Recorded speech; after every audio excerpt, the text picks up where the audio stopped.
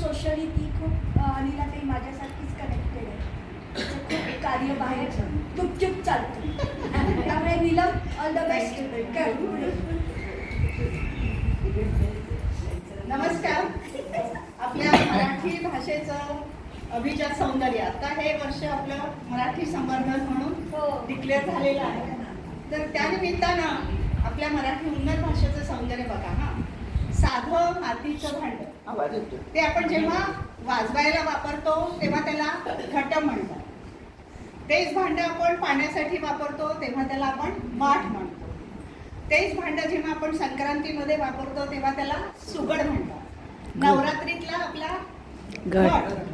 त्याच्यानंतर आपण दही लावायला वापरतो ते गाडगं, आणि दहीहंडीच्या दिवशी त्याची काय होते हंडी.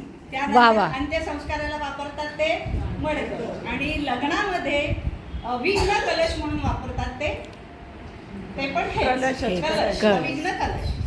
बघा एकाच शब्दाचे किती आहेत. किती सौंदर्यवान आहे ही मराठी भाषा.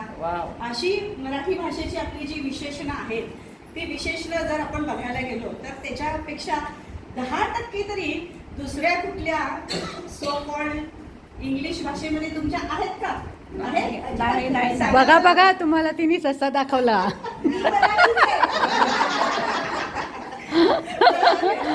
मी तुम्हाला विशेषणं सांगते. ही विशेषणं सांगितलं तर खरंच यांच्या डोळ्यात ससे दिसतील.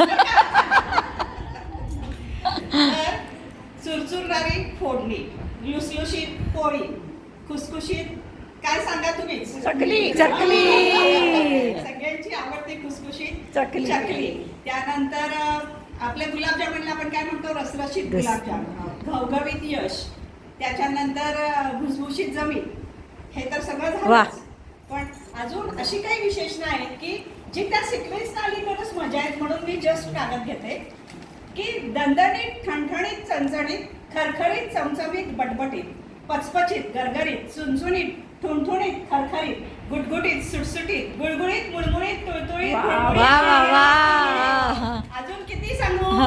सणसणीत, ठणठणीत, मचमचीत, सुरसुरीत, टुरटुरीत, फरफरीत, तरतरीत, मिसमिसीत, गळगळीत.